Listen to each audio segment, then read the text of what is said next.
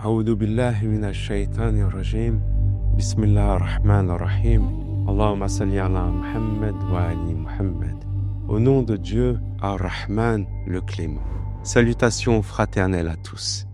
Bienvenue dans ce nouvel épisode de notre série qui porte sur une réflexion autour de l'homme.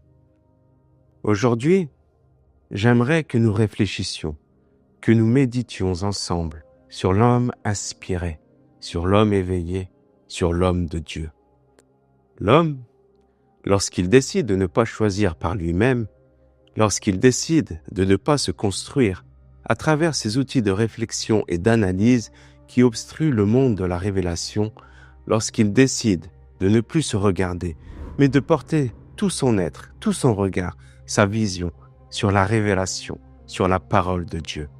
Alors, cet homme part à la quête de l'inspiration et des signes de Dieu qui viendront le façonner, le construire, le guider, vers la destinée que son Créateur a choisie pour lui. C'est un homme fascinant, bouleversant, étonnant. C'est un homme qui vient chambouler toutes les normes établies dans nos sociétés. Il n'est pas à la recherche d'un bien-être, d'un confort, d'un statut. Il n'est pas à la recherche de pouvoir, de richesse ou de prestige. Il ne recherche que la satisfaction de Dieu et sa proximité. Dans son intimité la plus profonde, cet homme n'aspire qu'à retourner vers sa nature première. Il n'aspire qu'à retrouver son manteau de lumière. Il n'aspire qu'à retourner vers ce paradis perdu, afin de retrouver ce lien originel et primordial qui l'unit à son Créateur.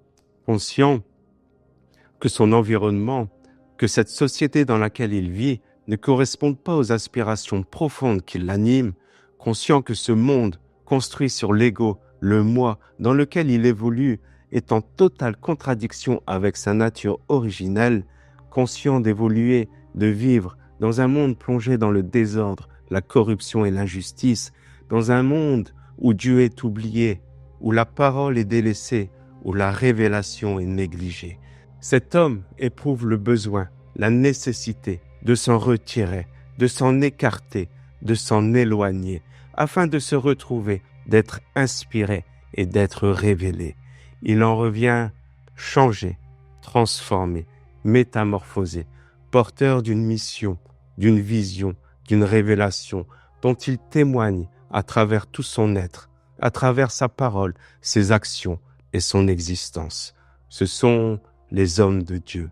Ce sont les prophètes, les messagers, les envoyés, annonciateurs et avertisseurs, porteurs et témoins d'un message, d'une révélation pour notre humanité, donnant une direction, une voie, une éducation.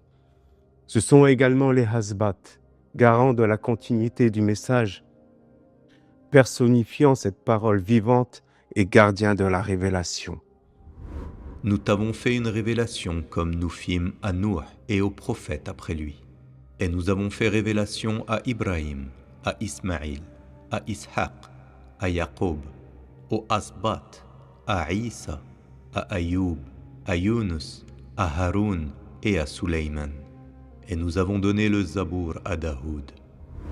Mais ce sont aussi des hommes marchant sur les traces des messagers et des Hasbat. Ce sont ces hommes qui ont abandonné leur ego, leur raisonnement, leurs acquis. Ce sont ces hommes qui se sont détournés de la vie de ce monde et de sa séduction. Ce sont ces hommes amoureux de la révélation, en perpétuelle recherche de la proximité et de l'intimité.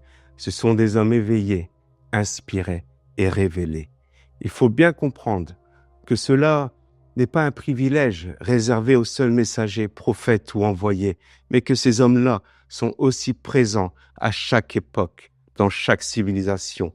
Dispersés aux quatre coins du monde, ils témoignent de la véracité du message et du modèle que Dieu a destiné pour l'homme.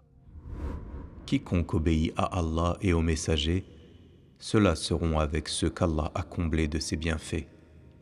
Les prophètes, les véridiques, les martyrs et les vertueux. Et quel bon compagnon que ceux-là. Ils sont les bien guidés, nous montrant le chemin de la droiture, témoins véridiques, porteurs d'actions réparatrices et restaurateurs de la justice. Ce sont les gens de la caverne, s'écartant d'une société corrompue et injuste pour aller vers la destinée que Dieu leur a donnée. C'est le Abdel Salah, porteur d'action réparatrice de la sourate La Caverne, agissant au nom de Dieu pour aplanir le chemin des croyants.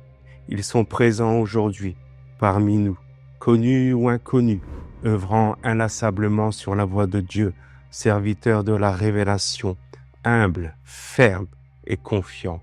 Ils sont le choix de Dieu et Dieu les a choisis, non pas parce qu'ils ont agi, accompli ou recherché une proximité, mais tout au contraire, c'est parce que Dieu les a choisis qu'ils ont agi, accompli ou recherché une proximité. Ils sont conscients qu'ils n'ont aucun mérite, aucun honneur, aucun choix, mais que ce n'est qu'une grâce et une miséricorde de leur Seigneur. Ils se lèvent avec force au nom de la vérité et de la justice, défendant les opprimés et les déshérités. Ils préparent le monde de demain, le monde du Messie et du Mahdi, qui sont l'espoir de chaque croyant, quelle que soit sa religion, son ethnie ou sa différence. En ces temps eschatologiques, ces hommes que nous venons de décrire, Dieu les hissera à la hauteur des enjeux et du défi de cette époque où l'intelligence telle qu'elle est conçue, comprise et pratiquée par Iblis atteindra bientôt son apogée, son summum, et exprimera tout son potentiel avec l'intelligence artificielle. Mais il en est certain, Dieu mettra ces hommes en travers de son chemin, leur donnant la capacité et la possibilité, grâce à la révélation, à l'inspiration et à la parole, de lui faire barrage. Et nous, aujourd'hui, nous avons le devoir, la responsabilité et l'obligation de rechercher ces hommes-là, de les reconnaître, de nous unir autour d'eux, afin de les accompagner, de les soutenir et de les aider dans cette tâche que Dieu leur a confiée. Que la paix de Dieu soit avec vous et je vous dis à très bientôt.